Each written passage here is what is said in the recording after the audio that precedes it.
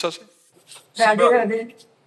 राधे राधे महाराज जी जाने अनजाने में हमारी वजह से किसी का दिल दुखता है तो उसका प्रायश्चित कैसे किया जाए? नहीं, इसमें यह देखना है कि कोई अधर्माचरण की प्रवृत्ति करके अगर हमारी तरफ व्यवहार करता है और उसका दिल दुखता है तो और दुखे, हमें उसकी कोई परवाह नहीं करनी। अगर धर्म से कोई बात है और मेरे द्वारा कोई चूक हो गई है तो मुझे प्रायश्चित करना चाहिए। नहीं ऐसे हम धर्म से चल रहे हैं, हम धर्म के मार्ग में है। अब मान लो प्रश्न करता स्त्री शरीर है, अब कोई अधर्माचरण से देखे, अधर्माचरण की वार्ता व्यवहार करे तो आप उसके लिए थोड़ी मनाएंगे कि उसका दिल न दुखे। नहीं नहीं, हम दिल दुखाने के लिए नहीं है, हम धर्म के लिए मनुष्य शरीर धारण किए हुए। अगर वो अधर्माचरण से देखता है तो उसके देखने की क्षमता को नष्ट कर देंगे, अगर वो अधर्माचरण से चलता है तो उसके चलने की क्षमता को नष्ट कर देंगे। दिल दुखाने की बात क्या है? हाँ, अगर वो धर्म से कोई चल रहा, मेरी तरफ से कोई चूक हो गई है तो उसके लिए हम प्रायश्चित करते हैं, हम हृदय में पश्चाताप करते हैं, आगे से सुधार करते हैं कि हम किसी को कटु या ऐसा दुखद शब्द ना बोले, हमारा कोई व्यवहार गलत ना हो। लेकिन कोई हमारे धर्म के प्रति गलत व्यवहार करे, हमारे चरित्र के प्रति कोई गलत व्यवहार करे तो क्षमा नहीं करना है। क्षमा एक सीमा तक है, फिर इसके बाद नहीं क्षमा है। साधु महात्मा भी एक सीमा तक क्षमा करते हैं, जब देखा वेन अपनी सीमा को पार कर रहा है तो मार दिया। भागवत में पढ़ के देख लो, मार दिया और मुर्दे से भगवान को प्रकट कर दिया। मुर्दे शरीर वेल से भगवान पृथु और अर्ची को प्रकट कर दिया। तो क्षमा भी एक सीमा तक है। अब स्त्री शरीर है, कोई उद्दंडता कर रहा है, अब हम सोचे इसको दुख ना पहुंचे, नहीं, वही शासन में लो। बिल्कुल कानून है, हमारा सहयोगी कानून है। अगर आज तुमने क्षमा कर दिया, मुस्कुरा के चली गई तो कल वो और उपद्रव करेगा। एक पहली भी गलती में क्षमा नहीं करना। स्त्री शरीर है इसलिए पहली गलती में भी क्षमा नहीं करना, उसके लिए दंड विधान जरूरी है। इसलिए कानून का सहारा ले या लोगों का सहारा ले, क्षमा का सहारा न ले। हम अपने घर में अगर कोई ऐसी बात है और घर का व्यक्ति से कोई ऐसा दुखद वचन बोल दिया है जो नहीं बोलना चाहिए, उसे दुख लग रहा है, तब तो हम क्षमा चाहते हैं। हम अपने अंदर प्रायश्चित करेंगे कि हम ऐसा नहीं बोलेंगे। लेकिन अगर कोई धर्म विरुद्ध है, व्यवहार घर में भी कर रहा है, तो भी हम उसे क्षमा नहीं करेंगे। ये ध्यान रखने की बातें हैं। अगर एक बार क्षमा किया तो उसका अपराध प्रवृत्ति बढ़ती चली जाएगी। स्त्री शरीर होने के कारण ऐसा उत्तर दे रहे हैं। अगर पुरुष शरीर होता तो उसको एक बार बोलते कि पहली गलती क्षमा कीजिए और दूसरी गलती पर ध्यान दीजिए और तीसरी गलती पर दंड विधान कर दीजिए। कानून है हमारे पास। समझ में आया? आपका क्या उद्देश्य था पूछने का? यही उद्देश्य था। हाँ, बिल्कुल कठोर रहना चाहिए, इस पे बिल्कुल क्षमा नहीं करना चाहिए। चाहे महाराज जी जैसे हम लोगों से बड़े लोग रहे तो अगर वो अधर्माचरण करते हैं, बड़े हो या छोटे हो, दंड का विधान तो होना ही चाहिए। ऐसा थोड़ी कि तुम बड़े हो तो क्षमा हो जाएगा, ऐसा नहीं, ऐसा नहीं है। धर्म हमारा ये नहीं कहता। बड़ों को अपनी मर्यादा से रहना चाहिए। अगर वो मर्यादा के विपरीत चलते हैं तो कानून है, कानून व्यवस्था से उनको दंड देना चाहिए। शोषण वृत्ति नहीं सहनी चाहिए, कभी नहीं सहनी चाहिए, किसी को नहीं सहनी चाहिए। अगर शोषण वृत्ति आज आपने सही तो कल दूसरे के साथ करेगा, परसों तीसरे के साथ करेगा। पहले ही अपराध में उसको दंड मिल जाएगा तो पवित्र हो जाएगा, वो सुधार हो जाएगा। उसका नहीं चाहना चाहिए, चाहे वो बड़ा हो चाहे वो छोटा हो। धर्म को जब तक हम सुरक्षित बनाए रखेंगे तभी तक शांति रहेगी, नहीं तो फिर आपको घुटना पड़ेगा और दूसरे के साथ भी वो व्यवहार करेगा। नहीं, बड़ा है तो क्या हुआ, बड़े हो तो तुम्हें और पवित्र होना चाहिए, तुम्हारी बुद्धि शुद्ध होनी चाहिए। तुम अगर छोटों का शोषण करोगे तो तुम्हारे लिए दंड विधान है। दंड विधान उनके लिए ही बना हुआ है जो धर्म विरुद्ध आचरण करते हैं। हाँ, हमारे वचन के द्वारा, हमारी चेष्टा के द्वारा किसी को अपनी तरफ से दुख नहीं देना है। फिर दुख मान ले वो बात अलग है, लेकिन कोई धर्म विरुद्ध आचरण करता है फिर हम सोचे उसको दुख न दें। देखो, आपका स्त्री शरीर से लेकर, जैसे हमें तो आप हमें गाली दे लो हम सह लेंगे, हमें पीटोगे तो हम सह लेंगे।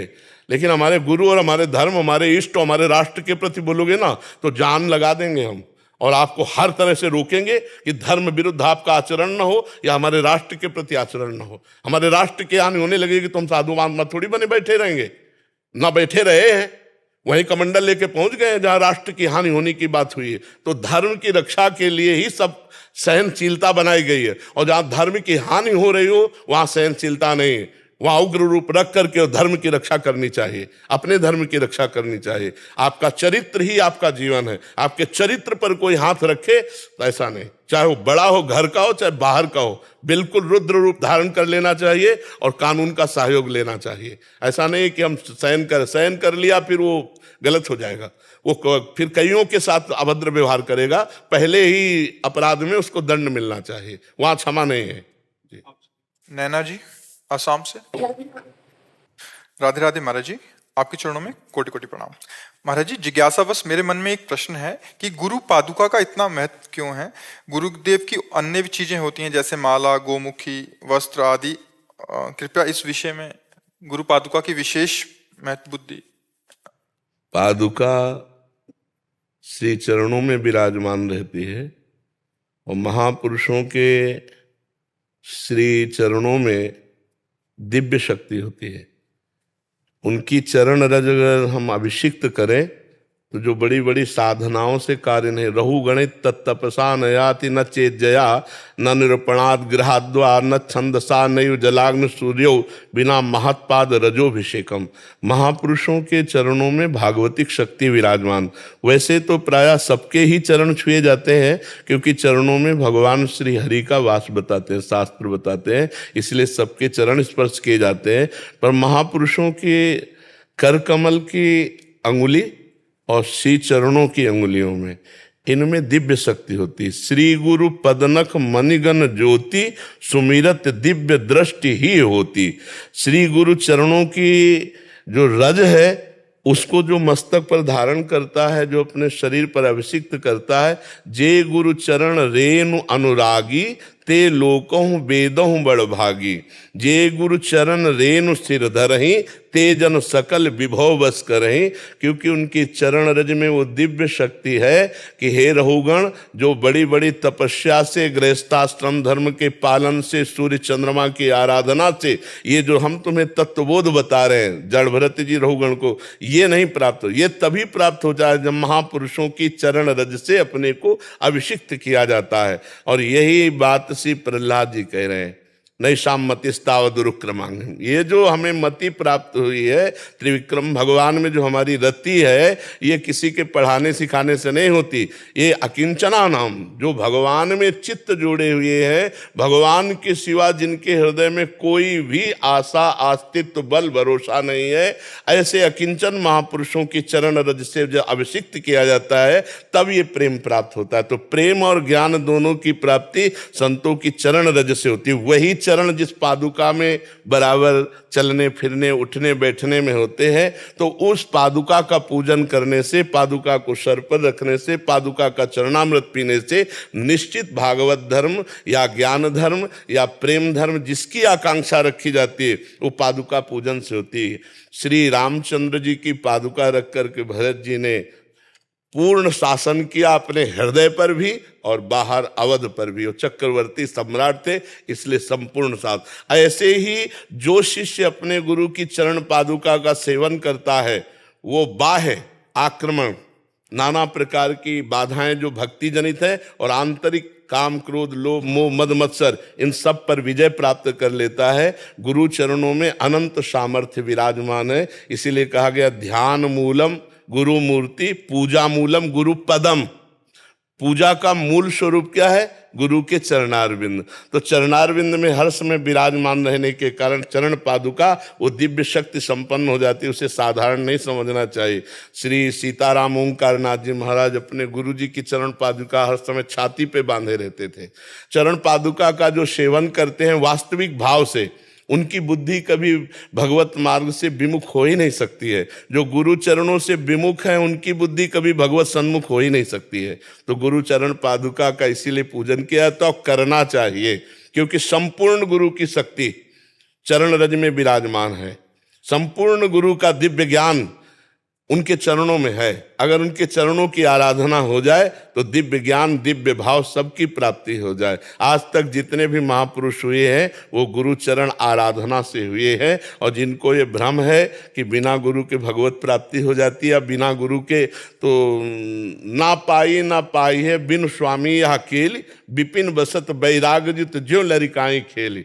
श्री स्वामी हरदास जी के परिक्रम से बिहारी देव जी ने कहा कि अगर स्वामी जी को गुरु रूप से वर्ण न किया जाए तो चाहे जितनी कोई तपस्या कर ले, वैराग्य कर ले, ना पाई है बिन स्वामी अकेल। ये केली मिलती ही गुरुदेव की कृपा से है। ये केली जो है ये बिहारी जी के चरणारविंद का प्रेम और उनकी दिव्य क्रीड़ा ये गुरु प्रसाद से मिलती। और वैसे भी मोक्ष मूलम गुरु कृपा। और दैन्यता खास बात समझो, जब तक अहंकार है और दैन्यता नहीं आई है तो किसी भी मार्ग में बढ़ा नहीं जा सकता। अच्छा, साधना की जाए तो अहंकार और पुष्ट होता है, और जो गुरु चरण पादुका का सेवन करता है उसका अहंकार नष्ट हो जाता है। गुरु चरण पादुका के प्रताप से अहंकार नष्ट हो जाता है। अहंकार नष्ट होने का और कोई साधन नहीं, केवल गुरुदेव हैं। वही एक ऐसे हैं जो हमारे अहंकार पर शासन कर सकते हैं। तिनकी संगत रहत जाति कुल मद सब नंसई, संतत सेवक सदा भजत जे श्री हरिवंशई। जो रात दिन हा हरि रा राधा बा वृंदावन सा सहचरी, वृंदावन में विराजमान सहचरियों के मध्य में प्रिया प्रीतम की आराधना करते रहते हैं। ऐसे रसिक गुरुदेव की चरण रज चरण पादुका के प्रताप से ही हम अहंकार पर विजय प्राप्त कर सकते हैं। और अहंकार का दमन हुए बिना न भक्ति आती है और ना प्रेम आता है और ना ज्ञान होता है। देहाभिमान ही जिसका जितना गलित हुआ है उतना ही उसने पाया है, और वो गलित होना होता ही गुरुदेव की चरण रज से है, गुरुदेव की चरण पादुका से। इसलिए चरण पादुका गुरुदेव से भी बढ़कर भाव रखना चाहिए, गुरुदेव से भी बढ़कर गुरु जी की चरण पादुका। क्योंकि हम हर समय गुरुदेव के पास नहीं रह सकते, लेकिन हम हर समय चरण पादुका रख सकते हैं। जैसे नामी से भी बढ़कर नाम में प्रीति है, ऐसे गुरुदेव से बढ़कर गुरुदेव की चरण रज में चरण पादुका में प्रीति है। वो जीत जाएगा, वो माया से जीत जाएगा। इतनी महंगी चीज है गुरु की चरण पादुका कि प्राण देने पर भी हम मतलब प्राप्त नहीं कर सकते। ये तो गुरुजी ने दे दिया कृपा करके। एक बार अमीर खुसरो जी बहुत बड़े धनी व्यापारी, स्वर्ण हीरे आदि के थे, रत्नों के, तो उनके गुरुजी बड़े सिद्ध महापुरुष थे। तो एक गरीब ब्राह्मण ने विचार किया कि बेटी का ब्याह है, कहाँ जाऊं, किससे मांगूं, मुझे कोई उधार भी नहीं देगा। तो सुना कि औलिया साहब पधारे हुए हैं और वो बड़े सिद्ध फकीर हैं। उनके पास गए, बाबा हम गरीब ब्राह्मण हैं, हमारी बेटी का ब्याह है, कुछ किसी से। उनका हम कहते तो किसी से है नहीं, चलो परसों आना। टाल दिया, परसों फिर आया, बाबा बेटी का ब्याह है, आपने कहा था परसों आना। उनका ठीक है, मेरी पादुका ले जा। लकड़ी की पादुका थी। अब उसके मन में आया कि बाबा ने पादुका दी, पादुका से क्या होगा, कोई सोने की पादुका थोड़ी है, पर संत हैं, अब कहा है तो उठा के माथे पे रख लिया और जा रहे थे। और अमीर खुसरो अनन्य भक्त अपने गुरु के थे। जो अनन्य भक्त होता है तो गुरु या गुरु की कोई वस्तु आसपास हो तो पता चल जाता है। उनको पता चला मेरे गुरुदेव की कोई वस्तु है। वो देखने लगे तो देखा एक पादुका। उनका बाबा के पास से आ रहे हो, ये बाबा की पादुका है। प्रणाम किया पहले उसको और कहा आप किस उद्देश्य से बाबा की पादुका लाए। बोले मुझे पादुका से तो कोई मतलब नहीं था, मुझे तो धन चाहिए था बेटी के ब्याह के लिए। बाबा ने कहा पादुका ले जा, तो अब बाबा की आज्ञा मानकर पादुका मुझे देंगे। 13 ऊंटों में हीरा रत्न है, ये आप ले लो पादुका। अरे उसने तुरंत पादुका दी, ऊंटों सहित सेवकों सहित। और बाबा के पास ले गए, बाबा पादुका ला, कितने में? बोले 13 ऊंटों की वो अशरफी रतन आदि थे। बोले बहुत सस्ता लिया, रख दे। ये गुरु पादुका। गुरु पादुका प्राण देने पर भी मिल जाए तो बहुत सस्ता सौदा है, पर इतना महत्व गुरु पादुका में हो कि वो हर समय हमारा चिंतन बना रहे। ध्यान मूलम गुरु मूर्ति, पूजा मूलम गुरु पदम। भगवान उसी को प्राप्त हुए, आज तक प्रमाण है, जिस पर गुरु कृपा रही। इसलिए पादुका जी सर्व पूज्य है और गुरु कृपा से सिंहासन पर कुटिया में जहां विराजमान है वहां पादुका जी गुरुदेव की विराजमान है और वही हमारा बल है। वही हमारी बुद्धि के, जैसे अर्जुन के रथ की बागडोर श्री कृष्ण पकड़े हैं, ऐसे ही हमने देखा हमारी बुद्धि की बागडोर गुरु चरण रज गुरु पादुका पकड़े हुए। इसलिए धन्य है वो जो गुरु पादुका का पूजन करते हैं और गुरु पादुका में अपार सामर्थ्य गुरुदेव की विराजमान रहती है। महाराज जी, एक इसमें प्रश्न था कि गुरुदेव की अन्य वस्तुएं तो उसमें सब भगवत स्वरूप है। गुरु पर किसी ने कभी गुरुदेव को ऐसे छूने की चेष्टा नहीं की, चरण छूने की चेष्टा की। प्रायः जो है प्रातः काल उठ के रघुनाथा और मात पिता गुरु नावई, हाँ, उनके चरणों में चरण पादुका ही हमारा सब कुछ है, सब कुछ है। और जहां प्रीति होती है वहां चरणों पर विशेष दृष्टि होती है। जहां प्रीति होती है, हमारे नित्य विहार रस में प्यारे जू जब खड़े होते हैं प्यारी जू के सामने तो चरणों पे दृष्टि होती है, गोरे चरणों पे जब खड़े होते हैं तब चरणों पे दृष्टि होती है। और जब लाडली जो दुलार करती है तो फिर नेत्रों पे नेत्र मिलते हैं, नहीं पहले चरणों पे रहते हैं। आप देखो जिनके चरण ध्येयम सदा परिभवग्नम अभीष्ट दोहम तीर्थास्पदम शिव विरंचनुतम शरण्यम, वो हमारे प्रभु चापत चरण मोहन लाल। कुंवरी राधे पलंग पौढ़ी सुंदरी नौबाल, चापत चरण मोहन लाल। कबहू कर गही नयन लावत, कबहू छुआवत भाल, नंददास प्रभु छवि विलोकत, प्रीति के प्रतिपाल, चापत चरण मोहन लाल। रसगन मोहन मूर्तिम विचित्र केलि महोत्सवोल्लसितम, राधा चरण विलोडित रुचिर शिखंडम हरिम बंदे। मोर मुकुट गोरे चरणारविंद में रख देते। चरणारविंद ही एक ऐसे महामहिम है जो सर्वत्र वंदनीय है, सर्वत्र वंदनीय है। कभी कोई जो है हमारे गुरुदेव भगवान का वस्त्र मिल जाए, गुरुदेव भगवान की कोई भी, वो हमारे लिए तो गुरुदेव भगवान के समान ही है, लेकिन गुरुदेव की चरण पादुका गुरु से भी बढ़कर के हमारे लिए है। इसलिए गुरु चरण पादुका की समानता नहीं हो सकती। गुरुदेव की सब वस्तु हमारे लिए अमृत है, हमारा जीवन है, लेकिन गुरुदेव की चरण पादुका के समान नहीं। सब वस्तुएं तो प्राप्ति होती है शिष्य जन को, पर जो गुरुदेव की पादुका उसकी समान, जैसे नाम के समान कुछ नहीं। एक तरफ प्रभु खड़े हैं और एक तरफ नाम है, और वो कह दे नाम छोड़ दो हम तुम्हें गले लगाते, तो हम कह दे हम प्रभु को छोड़ देंगे, नाम को नहीं छोड़ेंगे। जैसे पतंग है वो है प्रभु, और डोरी है वो है नाम। चतुरता है, पतंग नजदीक आने पे डोरी मत छोड़ देना, डोरी छोड़ दिया तो पतंग हाथ नहीं आएगी। हरि तभी हाथ आते हैं जब नाम में पूर्ण निष्ठा हो जाए, हरि से भी बढ़ करके। ऐसे ही संपूर्ण अध्यात्म तभी जागृत होता है जब गुरु चरणारविंद में निष्ठा। जे गुरु चरण रेनु अनुरागी, ते लोकों वेदों बड़भागी। गुरु प्रसन्न साहब अनुकूला, मिटी सकल कल्पित भय सूला। गुरु प्रसन्न हो गए, सब बात बन गई। उनके चरण आश्रित रहने से अहंकार नष्ट हो जाता है। अहंकार ही संस्कृति का मूल है। संस्कृति मूल शूल प्रदनाना, सकल शोकदायक अभिमाना। और ये अभिमान गुरु पादुका से नष्ट होता है। इसलिए गुरु पादुका के समान कुछ नहीं है।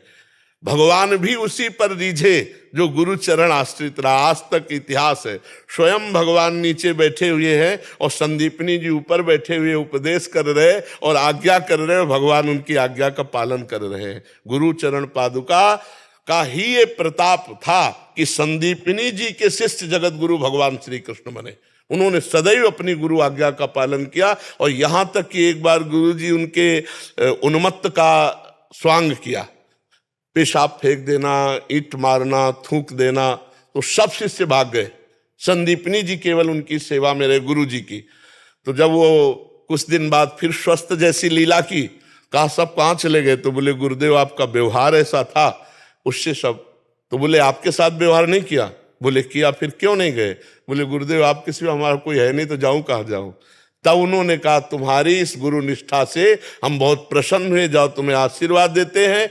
परमात्मा का जब द्वापर में अवतार होगा, वो परमात्मा तुम्हारा शिष्य बनेगा। तो संदीपनी जी गुरु रूप में बैठे और भगवान शिष्य बनकर के नीचे आज्ञा का पालन कर रहे। गुरु के समान कोई नहीं है।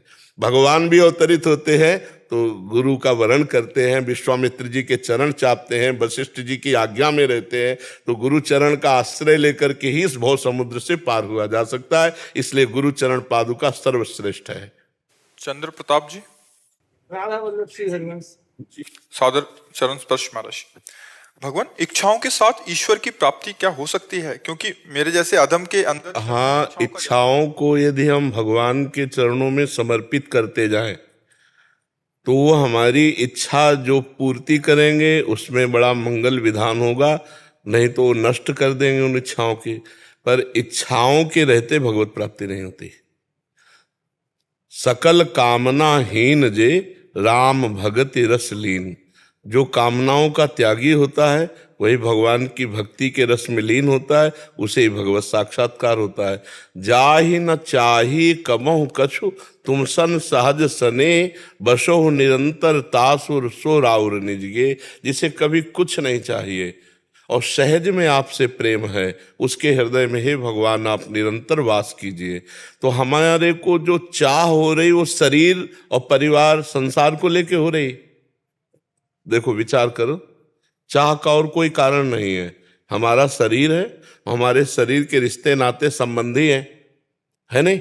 और भगवान की भक्ति जब पुष्ट होती है तो सबकी ममता ताग बटोरी मम पद मन ही बांध बर डोरी। सबकी प्यार ममता भगवान के चरणों में समर्पित हो जाए तो भगवान की भक्ति होती है। अब क्या करें? हमारे सामने इच्छाएं हैं, परिवार है, कर्तव्य कर्म है, तो हम सब कुछ भगवान को समर्पित कर देते हैं। हमारी जो इच्छाएं होती है वो भी भगवान को समर्पित कर देते हैं। तो एक होता है इच्छा त्याग और एक होता है इच्छा समर्पण। समझ रहे हैं? सिद्धांत की बात है। इच्छा त्याग करने की सामर्थ्य तो आप में नहीं है, वो एक विरक्त कर सकता है क्योंकि उसकी कोई जिम्मेवारी नहीं है। अब हमें भोजन मिले ना मिले, हम आज शाम तक मर जाए, कोई चिंता की बात नहीं है। लेकिन अगर हमारे 2 बच्चे होते और उनको हम पढ़ाते होते, उनकी हम फीस भरते होते और कोई जुगाड़ ना होता तो मरने में भी हमें इच्छा रहती कि भगवान हमारे बच्चों का भरण पोषण कैसे होगा, क्योंकि हम तो कमा के भरते थे, अब उनकी फीस कौन भरेगा, अब उनको कौन, समझ रहे ना? तो इच्छा का त्याग तो एक विरक्त सहज में कर सकता है, लेकिन इच्छा का समर्पण गृहस्थ सहज में कर सकता है। इच्छा का त्याग नहीं कर सकता, हो ही नहीं सकता है। समझ रहे ना? हो ही नहीं सकता है। इच्छा का त्यागी बहुत ऊंची स्थिति है, तो हम उसे त्याग की स्थिति में लाएंगे, लेकिन उसे समर्पण करके। जो हमारी इच्छा आई वो हम भगवान के चरणों में निवेदन करते हैं, प्रभु आप ये देख लीजिए। तो वो जो इच्छा त्याग का फल है वह इच्छा समर्पण से प्राप्त हो जाता है। जैसे कर्म त्याग का जो संन्यास स्वरूप है वही कर्म समर्पण से पूर्ण हो जाता है। समझ पा रहे हैं आप हमारी बात? तो इच्छा जो भी हो वो भगवान को समर्पित करते रहिए। जैसे है कि धन हो जाए अधिक, जिससे हमारा परिवार सुखी हो और हम निश्चिंत हो जाए, तो ये भगवान से कहो कि प्रभु कर्तव्य तो मैं कर रहा हूं, लेकिन मेरे कर्तव्य मात्र से मेरे परिवार का जो हम चाहते हैं वो नहीं हो सकता। तो ये चाहत हम आपके चरणों में समर्पित करते हैं। आप लक्ष्मीपति हैं, ऐश्वर्यपति हैं, आपकी कोई कमी तो है नहीं। तो यदि वो कृपा करेंगे तो इच्छा का नाश कर देंगे, और यदि वो दया करेंगे तो इच्छा की पूर्ति कर देंगे। दोनों में आपका परम कल्याण है। इच्छा की पूर्ति होगी तो भी आप फंसोगे नहीं, और इच्छा का नाश हो जाएगा तब तो मुक्त होना ही है। तो इसलिए गृहस्थ धर्म में इच्छाओं को भगवान के चरणों में समर्पित कर दे, पर अनन्य भाव से, दूसरे से फिर नहीं। अगर विलंब हो रहा है तो हम दूसरी जगह पर्ची नहीं लगाएंगे। बने तो रघुबर ते बने और बिगड़े तो भरपूर, तुलसी और ते बने ता बने बेपे धूर। एक निष्ठा ले ले, एक भगवान के चरणों में समर्पित कर। जैसे ऐसे नहीं कि 5 जगह अर्जी लगा दी, अब कहीं ना कहीं तो सुनाई होगी, 5 जगह सुनाई नहीं होगी। एक पकड़ो, एक भरोसो, एक बल, एक आस विश्वास। भगवान ही सब रूपों में, एक जगह पकड़ लो और एक जगह से निर्वाह हो जाएगा। नहीं तो पूजा सबकी करो, लेकिन आशा एक से रखो। आशा एक राम जी से, दूजी आशा छोड़ दे। नाता एक राम जी से, दूजा नाता तोड़ दे। एक जगह पकड़ लो, वहीं से पार हो जाओगे। जैसे हम लोग किशोरी किशोर जी, राधा राधा राधा, हमारा सब बने तो इन्हीं से बने, बिगड़ जाए तो बढ़िया बिगड़ जाए। आप जानो, आपका काम जाने। तो अच्छा, जैसे अपने लोग हैं तो अब भगवान की कृपा से कोई इच्छा नहीं है। कभी घी घना, कभी मुट्ठी भर चना, कभी वो भी ना बना। लेकिन गृहस्थी में ऐसा नहीं चलेगा। गृहस्थी में ऐसा नहीं चलेगा। उसमें परिवार है, बच्चे हैं, व्यवस्था है, तो उसके लिए इच्छा होगी, और उस इच्छा की पूर्ति के लिए सिर्फ भगवान से इच्छा करें। तो वो इच्छा त्यागी ही माना जाएगा। जो इच्छाएं भगवान में समर्पित की जाती है वो इच्छा त्याग का ही फल प्राप्त होता है। समझ गए? महाराज जी, इसमें एक भाव था, एक तो विरक्त जन हो गए जिनका तो इच्छा करना ही वो बन, ये सदग्रस्त हो गए जो भजन कर रहे हैं, इनके अंदर अगर इच्छा उठ रही है, भगवान से कह रहे हैं, भगवान इच्छा का नाश कर देंगे या दया से उसकी पूर्ति कर देंगे। महाराज जी, एक ऐसे हैं, उनको जैसे आपने बोला कि उतना तप भी चाहिए, एक सिद्धांत आप वैसा भी कहते हैं, बिहारी जी गए, जय बिहारी आप मेरे घर में लड़का हो, या मतलब कुछ भी इच्छा हो गई, बिहारी जी ने पूरी नहीं की, तो उसमें उनका तप भी नहीं है, भजन भी नहीं कर रहे और केवल इच्छा ही कर रहे हैं, तो ये भी नहीं, उसमें जैसे हम जो यहाँ बात कर रहे हैं, यहाँ समर्पण की बात कर रहे हैं। हाँ, इच्छा त्याग और इच्छा समर्पण, तो हम भगवान में समर्पित हैं, हम भगवान के हैं। जब कभी हमने ये सिद्धांत कहा कि तुम्हारा कितना तप है, तब दो बातें कही है। एक बात ये कही कि आप भगवान को अपना क्या मानते हैं, आपका भगवान से क्या रिलेशन है, आप भगवान के किस संबंध में, वो तो है नहीं, तो फिर तपस्या करो। जैसे अपने भाव में कि अब जो कुछ प्रभु हम आपके दास हैं, आपके सेवक हैं, आप ही है, सामने वाले के भाव के अनुसार उत्तर दिया जाता है। तो जैसे हमारी दृष्टि इन पे गई तो इनका संबंध है प्रभु से, इनका भाव प्रभु से है, इसलिए उनके लिए दूसरा पॉइंट नहीं रखा कि तुम्हारे पास तपस्या होगी तभी तुम्हारी इच्छा पूर्ति होगी, नहीं, क्योंकि संबंध है। तो संबंध से भी बोले माता पिता जीजा फूफा भाई मित्र पति, ये जो संबंध है इनमें हम मांग सकते हैं, नहीं मांग सकते? और वो रिश्ते नाते में चलेगा कि भाई रिश्ता है, संबंध, लोक में लोकवत। हम अपने भगवान को क्या मानते हैं, हमारा रिलेशन भगवान से क्या है? अगर तुम्हें सिद्ध रिलेशन का पता है, संबंध का पता है कि भगवान मेरे अंशी और मैं उनका अंश हूं, भगवान मेरे स्वामी मैं उनका दास हूं, तो तप ना होने पर भी आपकी कामना की पूर्ति हो जाएगी संबंध में। और अगर आपका संबंध दृढ़ नहीं है, संबंध भाव नहीं, तो फिर तपस्या करो, फिर ऐसे कैसे मांग सकते हो, फिर ऐसे कैसे पूर्ति हो सकती है? तो इनकी जो भावना है, व्यक्ति का आना और उसके एक क्रिया, वो बताती कि भगवान से कितना संबंधित है या केवल व्यवहारिक है। तो इनके अनुसार ये उत्तर हुआ कि जिनका भगवान से संबंध है वो अपनी इच्छाओं को भगवान के सामने समर्पित कर दे, कहा कृपा होगी तो नहीं पूरी करेंगे। और जिनका संबंध नहीं है, केवल मांग रहे हैं, हमारा प्रश्न महाराज जी वही है जी, उनको उतना तप करना पड़ेगा, उनको उतनी सकामता के अनुसार साधना करनी पड़ेगी, तप करना पड़ेगा। देखो, संबंध से घर का एक हो जाता है। अब जैसे अपने लोग प्रभु से कुछ बोले तो अपने लिए तो बोलने का रह ही नहीं गया, तो अब हम किसी के लिए जैसे बोले तो हमसे ये थोड़ी होगा कि कितना, वो तो अपने घर की बात है। जैसे अपने बाप से बोला जाए तो वहां थोड़ी कि तुम्हारी लायकात क्या है मांगने की। अपने लिए जब मांगा जाएगा, अपने लिए, और हमारा संबंध प्रभु से नहीं है, तब फिर आपको तप करना पड़ेगा, नहीं तो वो सहज धारा में जुड़ जाता है, भगवान की सहज धारा में जुड़ जाता है। जैसे नरसिंह मेहता जी गृहस्थ है, लेकिन इस कोटि के महापुरुष है कि भगवान से कभी इच्छा ही नहीं की। पत्नी है, बेटी है, पुत्र भी है।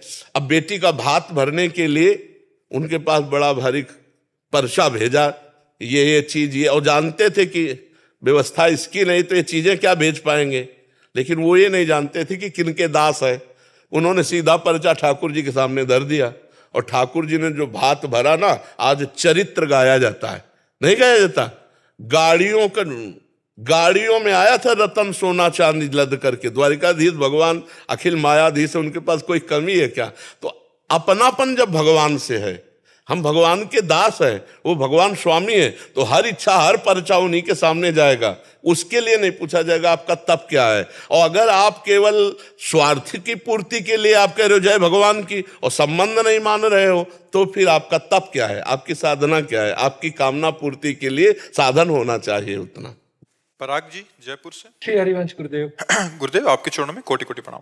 गुरुदेव, इस अदम को 1.25 साल पहले आपने अपनी शरण प्रदान कर जीवन में विलक्षण प्रेम लक्षणा भक्ति का मार्ग प्रशस्त किया। आपकी कृपा बल से तन मन से आपके वचनों और दिए गए नियमों का पालन करने का प्रयास कर रहा हूँ। गुरुदेव, ये जो हमारी मरकट की स्थिति बन रही है, सो माया बस भयो गोसाई बंध्यो कीर मरकट की ना, इस स्थिति से बाहर निकलने में क्या विशेष रूप से?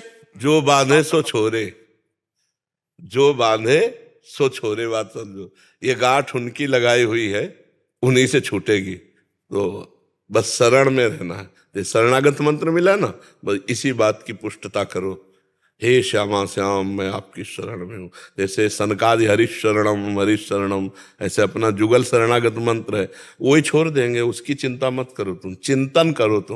तुम्हारा प्रधान कर्तव्य है गुरु प्रदत्त नाम मंत्र का जप करना और श्री श्यामा श्याम के आश्रित रहना, सच्ची मानना। जितने विकार हैं वो सब निर्विकार कर देंगे, हर विकार हटा देंगे। जितनी समस्याएं हैं सब समस्याएं, सेकंड में देखा है कि अगर 1 सेकंड विलंब हो जाता तो भारी समस्या हो जाती। हमने कई ऐसी घटनाएं देखी अपने जीवन में कि 1 सेकंड विलंब हो जाता तो मतलब मृत्यु बिल्कुल वरण किए थे। 1 सेकंड नहीं होने दे, ऐसे बचा लिया कि एकदम दिखाई दिया कि केवल प्रभु ने बचाया है। शरणागति में करो सदा तिनके रखवारी, जिन बालक राखे महतारी। आपको जड़ चैतन्य ग्रंथि के भेदन के लिए भी उपाय नहीं करना, वो उपाय ठाकुर जी ने बांधा है, वही छोड़ेंगे। अपना कार्य है केवल नाम जप करना, मंत्र जप करना, उनके सहारे रहना, कोई गलत आचरण ना होने पावे। जो हमारे अंदर गंदगी है वो भी वही साफ करेंगे, पूरे भरोसे पे हो जाए। एक है ये और एक है करके देख लो, और जब करके देखोगे तो आना भरोसे पे ही पड़ेगा, उसमें समय लगेगा। ऐसे होकर नाम जप करो। बिगड़ी जन्म अनेक की अब ही सुधरे आज, होई राम को नाम जप तुलसी तज कुसुमात। अनेक जन्मों की बिगड़ी आज ही बन जाए यदि हमारे अंदर है हमारे माई श्यामा जू को राज, मैं श्री जी का, मैं प्रियालाल का। और फिर इसके बाद नाम जप करते हुए समय व्यतीत कर रहे हैं, गंदी बातों का अपने जीवन में अस्तित्व ना रह जाए। हो गया, जड़ चेतन की ग्रंथि वही खोल देंगे। ऐसा ज्ञान दे देंगे ना जो पढ़े लिखे ज्ञान से अलग होता है। पढ़े लिखे ज्ञान से माया की ग्रंथि नहीं खोली जा सकती। जो हृदय से ज्ञान प्रकाशित होता है उसमें जड़ चैतन्य का जो भ्रमात्मक ग्रंथि पड़ गई है, चिद और अचिद, चेतन और जड़, इसकी जो ग्रंथि पड़ गई उसे चिज्जड़ कहते हैं।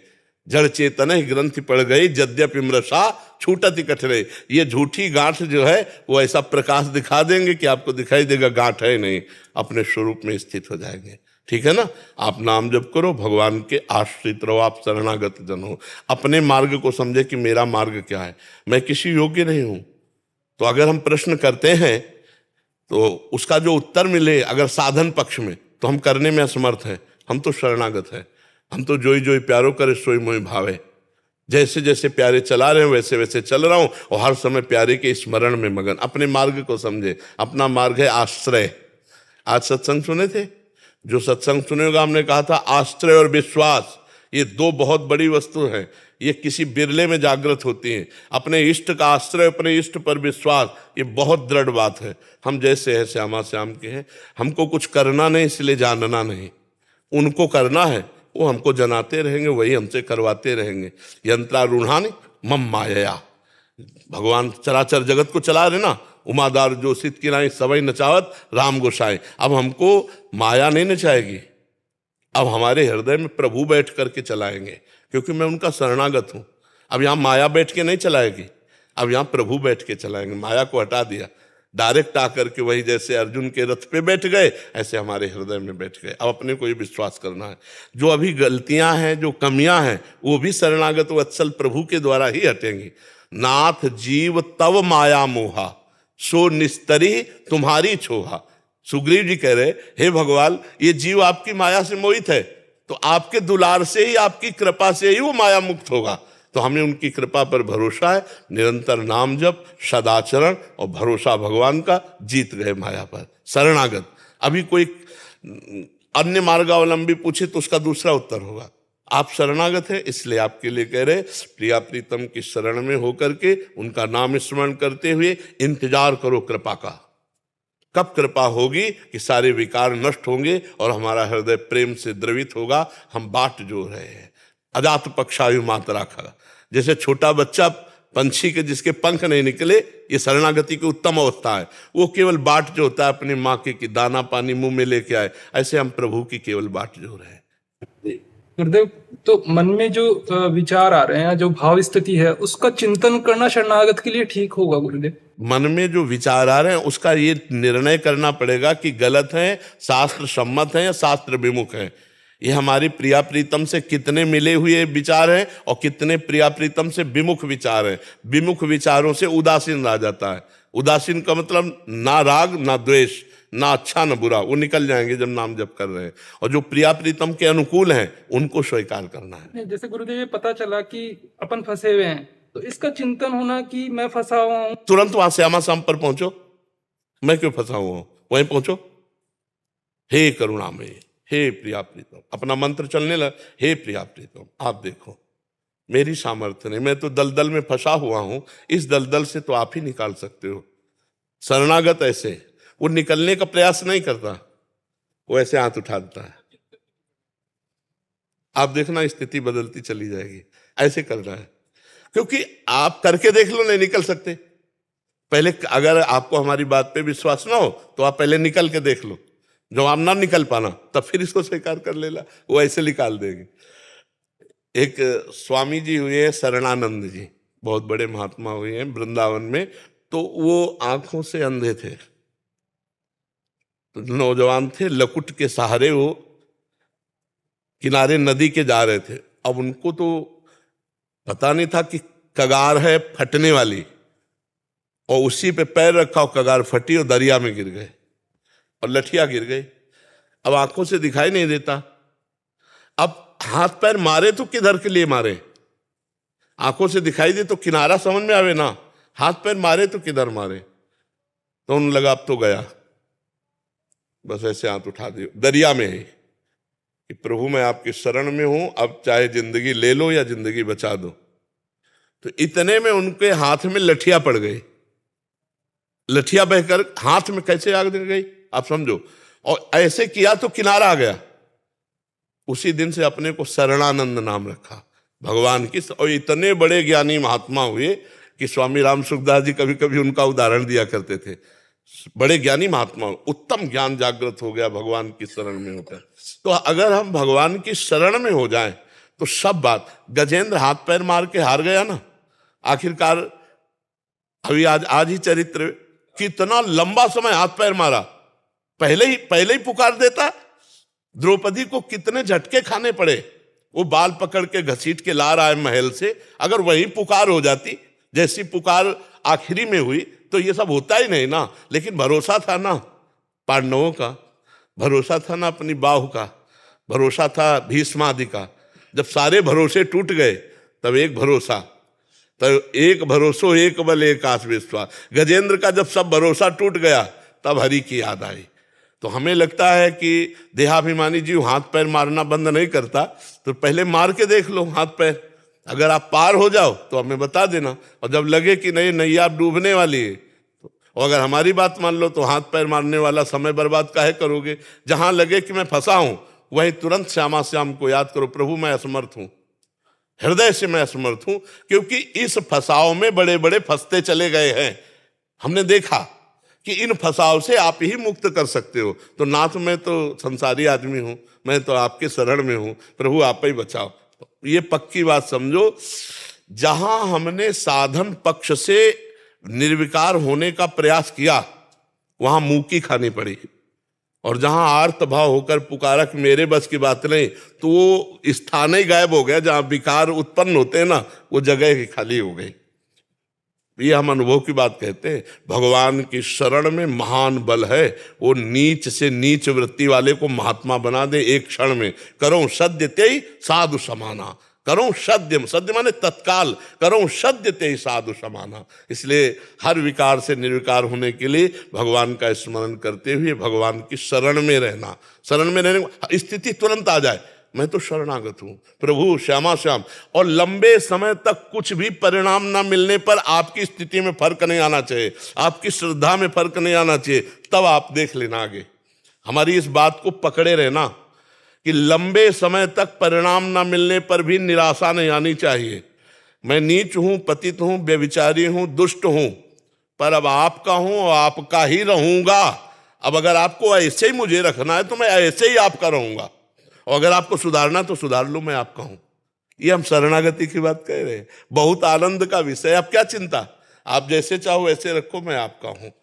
अपनी तरफ से प्रयास करके गलत आचरण करना ये नहीं होगा। प्रयास गलत आचरण से बचने का है। अगर हम फिसल रहे हैं तो फिर हम ऐसे हैं, फिर हम पकड़ने की कोशिश नहीं करेंगे, आप पकड़ लो हमें, नाथ देखो मैं फिसल गया, क्योंकि बचने की कोशिश करने पर भी नहीं बच पाया। अब मैं समझ गया कि बचाने वाले सिर्फ आप हो। जो कछु होए सो तिहारी कृपा से बिहारी बिहारिन, और सब मिथ्या प्रपंच भाषिए। स्वामी हरिदास जी कह रहे मिथ्या प्रपंच, झूठी बात कि मैं करता हूं, ये झूठी बात कि मैं बच गया, मैं जितेंद्रिय हूं, ये झूठी बात। जो कछ होए सब तिहारी कृपा से बिहारी बिहारिन। और अगर प्रभु मोहित करना चाहें तो भगवान शंकर को मोहित कर लिया मोहिनी रूप में, आप चरित्र पढ़ के देखना। और बचाना चाहें तो अपने जैसे छोटे स्तर के जीवों को भी माया मुक्त कर देते। मसकें करें बीरन चियज और अजय मसकते हीन। ब्रह्मा को मच्छर बना दे, मच्छर को ब्रह्मा बना दे, वो भगवान है नहीं, तो हमको उन पर विश्वास। मूकम करोति वाचालम पंगुम लंघयते गिरिम यत् कृपातम हम वंदे परमानंद माधवम। जो मूक को वेद पढ़वा दे, लूले लंगड़े से पहाड़ फंदवा दे, अरे उनकी सामर्थ्य का, उनके अमोघ सामर्थ्यशाली प्रभु, तो हम उनकी शरण में। शशांक जी पुणे से। राधे राधे महाराज जी, श्री हरिवंश, आपके चरणों में कोटि कोटि प्रणाम। महाराज जी, अध्यात्म में प्रकृति साधने के लिए उपेक्षा, इस तत्व का प्रयोग कैसे करें? कर्तव्य परायणता से चूक देखने वाली बात भी उपेक्षा करनी चाहिए क्या? अपनी नहीं, दूसरों की कर देनी चाहिए, अपनी नहीं। किसका है? आपका है, आपका प्रश्न है। हाँ, अपनी उपेक्षा नहीं करें। अगर अपने से चूक हो गई है तो हम अध्यात्म मार्ग में अपने को क्षमा नहीं करेंगे, अपनी उपेक्षा नहीं करेंगे, अपने को शासन में लेंगे। लेकिन अगर दूसरे से चूक हो गई है तो उसे क्षमा करेंगे, 1 बार 2 बार 3 बार, फिर इसके बाद दंड विधान लागू हो जाता है। अपने ऊपर अगर अपनी चूकें हो रही हैं हम उन्हें क्षमा करते रहेंगे तो प्रमाद स्थिति आ जाएगी और साधन हमारा नष्ट हो जाएगा। प्रमाद स्थिति आने के कारण, प्रमाद का मतलब समझते हैं? हाँ, प्रमाद स्थिति का मतलब होता है जो करना चाहिए उसमें रति नहीं रह जाएगी और जो नहीं करना चाहिए उसमें रति हो जाएगी। ठीक है, समझ में आ गई? राधा वल्लभ, श्री हरिवंश महाराज जी।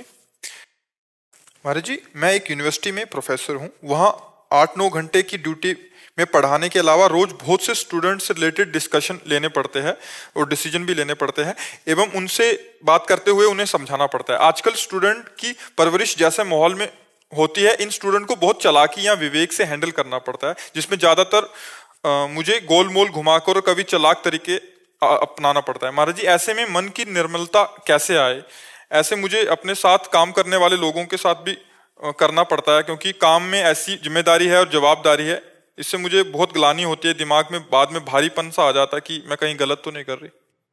आप पवित्र हृदय होने के कारण ऐसा होता है, क्या करना ही पड़ेगा ऐसा, क्योंकि आधुनिक पढ़ाई में जो बच्चे पढ़ रहे हैं उनको अध्यात्म का कोई ज्ञान है नहीं, तो प्रायः छल कपट, छुपाव, व्यसन, व्यभिचार, ऐसी प्रवृत्तियों में वो बह चले जा रहे हैं आज के जो नए बच्चे हैं ना।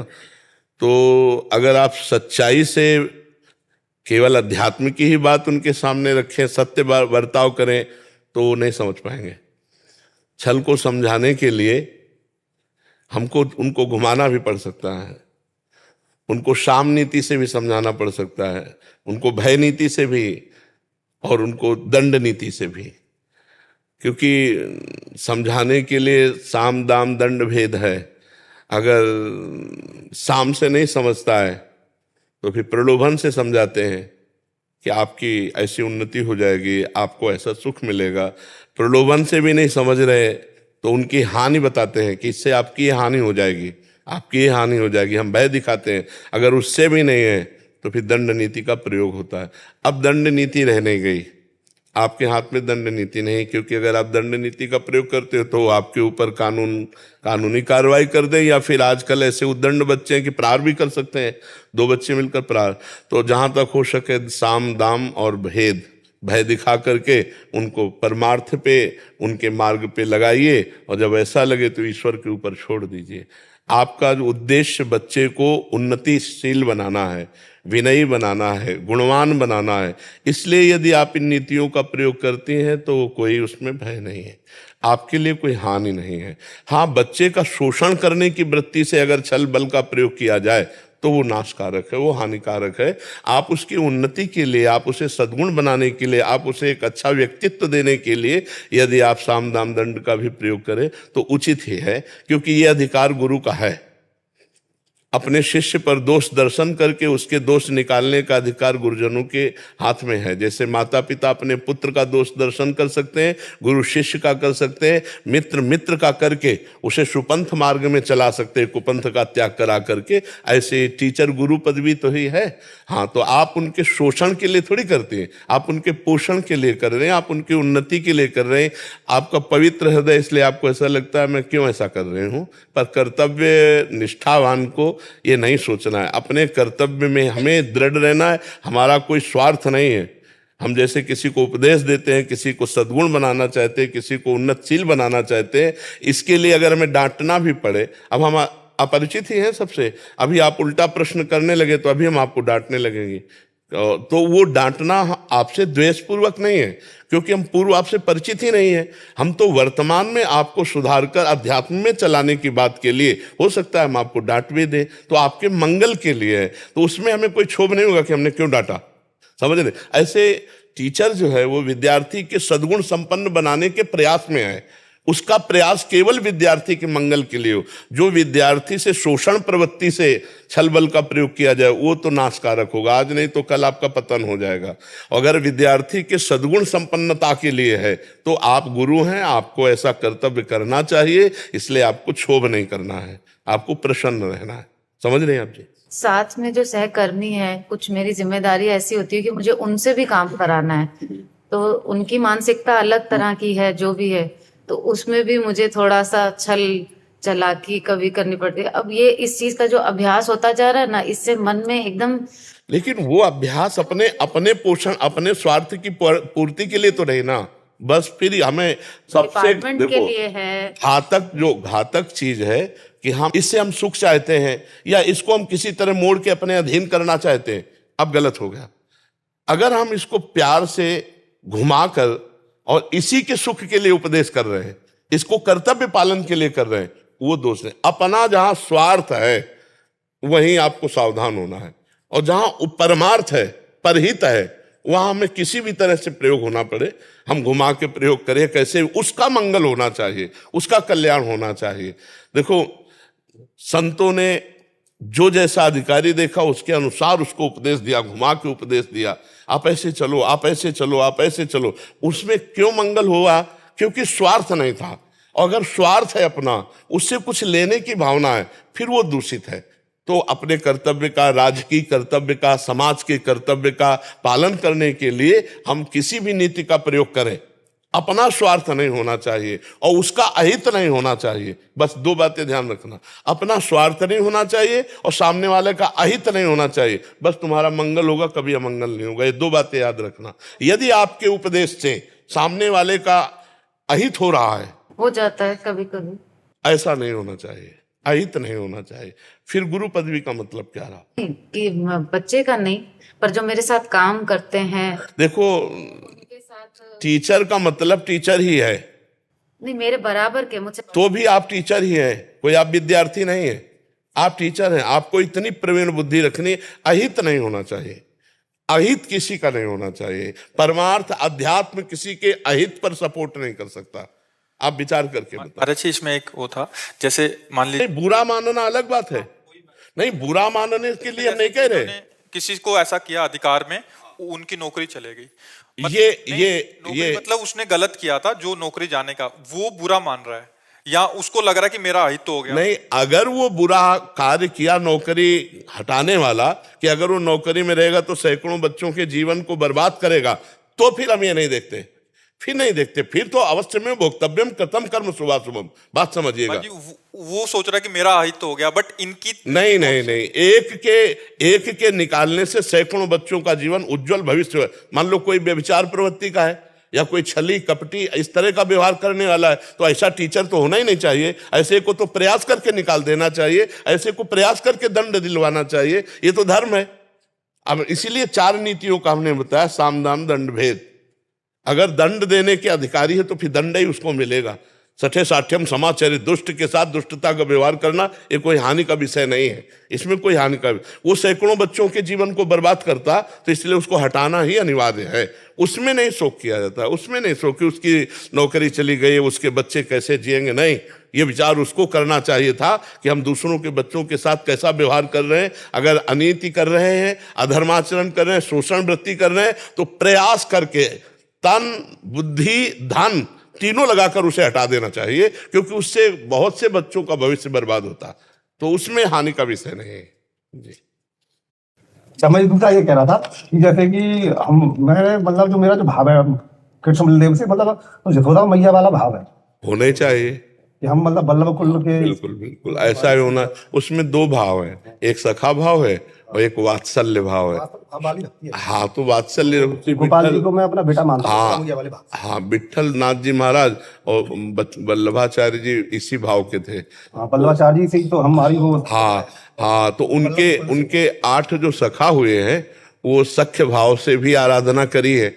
जो 8 सखा हुए ना, तो दोनों भाव आप में पाए जा सकते हैं, वात्सल्य भाव भी पाया जा सकता है, और आप मतलब जो आचार्य चरणों में है वो सख्य भाव भी कर सकते हैं। जो वल्लभाचार्य जी के अनुगत है ना, वो दोनों भाव कर सकते हैं, वात्सल्य भाव भी कर सकते हैं और सखा भाव भी। हाँ, उसमें दोनों भाव पाए गए हैं। जैसे नंददास जी हैं, कुंभन दास जी हैं, ये बड़े बड़े महापुरुष सब सखा भाव से रहे ना, और श्री गोस्वामी विट्ठल नाथ जी और वल्लभाचार्य जी ये माँ के भाव से रहते थे। अपने जैसे लाडले पुत्र को दुलार करते हैं, ऐसे श्रीनाथ जी को दुलार कर, जैसे गोविंद स्वामी वगैरह सखा भाव से रहते थे, ये सारे कह के बात करते थे श्रीनाथ जी को। हाँ, तो भाव का जो खेल है ना। हाँ, सागर खन्ना जी। श्री हरिवंश महाराज जी। महाराज जी, मेरी उम्र 14 वर्ष है और आपकी कृपा से मैं अभी तक अच्छे से ब्रह्मचर्य का पालन करने का प्रयास कर रहा हूँ, पर कभी कभी दूसरी माताओं और बहनों पर गलत दृष्टि चली जाती है। पर बाद में अभी तो माता बहनों के प्रति दृष्टि जाने वाली अवस्था ही नहीं बच्चा, अभी कैसे। गुरुजी महाराज कभी कभी मतलब सोच उनके लिए प्रति गलत। मोबाइल का प्रयोग किए हो कभी? मगर बाद में किए हो? नहीं, बिना संस्कार मोबाइल के आए ऐसा सोच कैसे आ जाएगी? अभी तो 14 वर्ष के हो आप, अभी तो नव किशोर अवस्था है आपकी, अभी तो यौवन में प्रवेश नहीं हुआ, तो ये संस्कार कैसे आए? या तो मित्र से या मोबाइल से, किससे आए बोलो ना? मित्र। हाँ, तो ऐसा दोस्त नहीं बनाना चाहिए। अब वो छोड़ दिया, मगर बाद में लगता है कि पाप हो गया, मगर अभी तक कोई गलत काम नहीं करा, अभी तक अच्छे से ब्रह्मचर्य। तो अब अंदर की बात है कि जब अंदर गलत विचार आवे तो उनको आप देख रहे हो ना, स्वीकृति मत देना, कोई क्रिया मत करना, तो बस शांत रहना, वो धीरे धीरे क्षीण होते चले जाएंगे। समझ रहे हो? जैसे मन है वो पेशकार है, आपके सामने पेश करेगा, जो चित्र देखे हैं, जो सुने हैं, वो कल्पना बनाकर आपके सामने पेश करेगा भोगों की। आपको हाँ नहीं बोलना, आपको बस शांत रहना है, नाम जप करना, उसी समय डिलीट होते चले जाएंगे। अगर आप स्वीकृति कर दी, हाँ कर दिया, अब आप वो संकल्प कहते हैं उसे शास्त्रीय भाषा में, जे भी संकल्प किया तो भी फिर वो नष्ट करना शुरू कर देंगे। ध्यायतो विषयान पुंसान संगास तेषुपजायते संगात संजायते कामः कामात् क्रोधो विजायते क्रोधात् भवति सम्मोहा सम्मोहा स्मृति विभ्रमा स्मृति भ्रंशात् बुद्धिनाशो बुद्धिनाशात् प्रणश्यति सर्वनाश हो जाता है। इसलिए हम ना विषयों का, गंदे विषयों का ध्यान होने दें। अगर ध्यान हो रहा है तो हम स्वीकृति संकल्प ना बनने दें, नाम जप चलाते रहें। जो नाम मिला है ना, वो नाम जप चलाते रहो, नाम जप से वो डिलीट हो जाएगा, नाम जप से हट जाएगा, वो बार बार आएगा। तो आप ये मत समझो कि वही आ रहा है, नहीं, सैकड़ों जन्मों के हमारे संस्कार जमा हैं, वो सब निर्मल करने के लिए नाम उनको हटा रहा है। ऐसी भावना करते रहना, कोई क्रिया मत करना, ठीक है? मगर गुरुदेव महाराज बाद में जब ऐसा होता है ना, जब दिमाग में ऐसा आता है तो बाद में लगता है कि हमसे पाप हो गया, तो उसके ये चीज ना हो, उसके लिए क्या करें? पाप नहीं, एक गली है, उसमें पागल भी जा रहा है, अच्छा भी आदमी जा रहा है, बुरा भी जा रहा है, ऐसे एक मानस गली है मन, और ये अनंत जन्मों की गंदी अच्छी सब बातें भरे हुए हैं। उसको हमें निर्मल करना है। नाम जब से निर्मल होता है, निर्मल भगवत प्राप्ति होती है। निर्मल मन जन सो मोहि पावा। तो जब हम नाम जप करते हैं तो गंदी गंदी बातें आती हैं, अर्थात मन से निकलती हैं। वो पाप नहीं, पाप तब होगा जब उसके अनुसार क्रिया हो जाएगी। समझ रहे हो ना? जो तुम्हारे अंदर विचार आया, उस विचार को क्रिया में उतार दोगे तब पाप बनेगा। कलिकर एक पुनीत प्रतापा, मानस पुण्य होए नहीं पापा। जो मानसिक पापों में लगते नहीं है। इसलिए मानसिक पाप की बातें जब आवे तो स्वीकृति मत देना और नाम मत छोड़ना। नाम जब करते रहना वो सब शांत हो जाएंगे। ठीक है, व्यायाम करते हो? हाँ, प्राणायाम? प्राणायाम नहीं, प्राणायाम भी थोड़ा चाहे 10 मिनट कीजिए। अगर ब्रह्मचर्य रहना है तो प्राणों को भी पवित्र करना है, सूक्ष्म करना है, और आहार बहुत पवित्र पाइए। और रात के सोते समय गर्म दूध मत पीजिएगा। अगर दूध लीजिएगा भी तो एकदम नॉर्मल करके लीजिएगा, और दूध पीने के बाद 10-15 मिनट टहलिएगा, फिर शयन कीजिए। बहुत अच्छे बच्चे बन जाओगे, बहुत अच्छे। नाम जब करते हैं ना, ब्रह्मचर्य जीवन को प्रकाशित कर देता है। जो ये तो कलयुग में सर्वाश्चर्य बात है, जो आप जैसे बच्चे मिले जो ब्रह्मचर्य पालन करना चाहें, धन्यवाद है, और जीवन बहुत सार्थक हो जाएगा। बस गंदी बात मत करना, अपनी कोई हाथ से क्रिया मत करना। हमारी बात ये मान लेना, अगर एक बार भी कर ली फिर रोक नहीं पाओगे, ऐसी माया है। बहुत शांत रहना, और ऐसे बच्चों से दूर रहना जो गंदी बातें दिखावें, जो गंदी बातें सुनावें, जो गंदी बातों की प्रेरणा करें। ठीक है, आओ महाराज जी, कुंज बिहारी श्री हरदास, श्री हरदास, आओ हाँ, बैठ, दंडोत, जय जय श्यामा, मेरी लाडली जी की जय।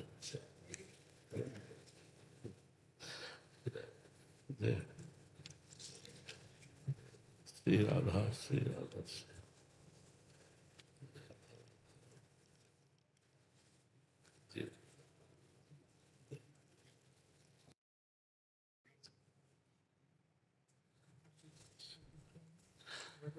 हाँ, ये श्री जी को अर्पित कर दीजिएगा, श्री जी के सामने।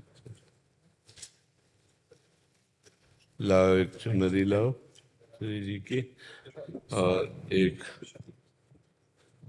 को एक और चुनरी। अपना आशीर्वाद बनाए रखिए। वो तो बरस रहा है, आशीर्वाद तो है आपके ऊपर। हाँ, श्री जी का जस गा रहे हैं, प्रिया प्रीतम का जस गा रहे हैं आप सब। खूब श्री जी की कृपा है, सोए हुए लोगों को जगाए। अब आप लोग तो जाते हैं, जा करके वृंदावन का यश गाइए, महारानी जी का यश गाइए, और सोते हुए लोगों को जगाइए। ये जो अज्ञान की धारा में सो रहे हैं, इससे बड़ा साधन नहीं है। अगर आपकी प्रेरणा से एक संसारी आदमी 10 बार राधा राधा बोला तो उसका तो मंगल हो गया ना। तो इससे बड़ा कोई पुण्य नहीं, इससे बड़ी कोई साधना नहीं। आप लोग जो जाते हैं ना और भगवत चर्चा करते हैं, तो भागवत कह रही भूरी दाजना, ये बहुत बड़े दानी है। क्योंकि अज्ञान में सोए हुए जीवों को भगवान नाम, भगवत यश सुनाकर उनके हृदय में भगवत प्रीति प्रकट करना, यही सबसे बड़ी बात है। तो आप खूब जाइए और निर्विकार भाव से सबके हृदय में भगवत नाम प्रीति पैदा कीजिए। क्योंकि कलयुग में दूसरा कोई साधन नहीं जिससे भगवत प्राप्ति हो सके। हाँ, एकमात्र नाम, नाम से ही, यह हमारे जीवन का सार है। बचपन से लेकर अभी तक जो शास्त्र स्वाध्याय, संत समागम, भ्रमण हुआ, उस सब का सार पकड़ा नाम। इसलिए नाम ही नाम, नाम नाम है तो सब कुछ है, नाम नहीं है तो सब साधन शून्य है। जैसे एक अंक लगा के फिर शून्य लगावे तो 10 गुना बढ़ जाता है, ऐसे नाम जपते हुए हर साधन करो, चाहे व्यापार हो चाहे नौकरी हो, सब मंगल। तो आप लोग जाइए, खूब भगवान नाम का प्रचार कीजिए, भगवत यश गान कीजिए। ये कृपा है आपके ऊपर। भगवान अपने पार्षदों को ये क्षमता देते हैं कि उनकी वाणी के प्रभाव से हजारों आदमी जो सोए हुए माया में, वो जग कर भगवत मार्ग में चलते हैं। हजारों आदमी चलते हैं। हाँ, ये जो सोए हुए लोग आज जग रहे हैं ना, वो सब आप जैसों के कारण ही है। वृंदावन को जान रहे हैं ना, तो आप जाते हो, वृंदावन के पार्षद हो, आप वृंदावन के निज जन हो। जब आप जाकर वृंदावन का यश गाते हो ना, तो वृंदावन आप पर कृपा करेगा। हमारी लाडली जो आप पर बरसेंगी। ये सोए हुए जनों को जगाना बहुत बड़ा कार्य। खूब मंगलमय भगवत यश कीर्तन करो, और यश कीर्तन करते हुए उन्हीं के चिंतन में शरीर छूट जाए, इस रज में ये मांगो। हाँ, जय श्री भट्ट धूलि धूसर तन, ये आशा और धार। हमारे माथे पे, हमारे शरीर में वृंदावन की रज हो, राधा राधा कहते हुए हमारे प्राण निकल रहे हो इसी रज में। ये अंतिम मांग रखना कि हमारी अंतिम मांग यही हो कि इसी रज में प्राण छूटे हो। जब तक जिए तब तक आपका यश गाए। आज एक आए थे तो उन्होंने कहा कि हमारे घर में भी डायलिसिस होता है, वो उठ नहीं पाते, और आपका डायलिसिस होता है, आप ऐसे लगे हुए। तो हम शरीरधारी थोड़ी हैं, हम शरीर में थोड़ी रहते, हम प्रियाजू में रहते हैं। तो इसलिए आप लोग बहुत अभी सौभाग्य, शरीर स्वस्थ है, खूब दहाड़िए, भगवान नाम कीर्तन किए जिए और हमारे वृंदावन का यश गाइए। आप लोग वृंदावन के पार्षद हैं, बस आशा यही अंतिम रहे और आशा न बनने पावे। जय श्री भट्ट धूलि धूसर तन, या आशा उर्धार रे मन वृंदा विपिन निहार। हमारे माथे पे, हमारे शरीर पे ब्रजरज रहे और मुख में प्रभु का यश गान करते, राधा राधा करते हुए शरीर छूटे। अपने ऐसे उत्साहित हैं शरीर छोड़ने के लिए जैसे कोई ब्याह के लिए उत्साहित हो। हमारे हृदय में उत्साह है कि जीते जी जो हम कर रहे हैं ना, वही हमें मरने के बाद भी करना है। शरीर छोड़कर श्री जी के सामने हमको गीत गा ले, लाचला गाला उन्हीं को रिझाला है, उन्हीं के बंदे हैं, उन्हीं के जल है हम।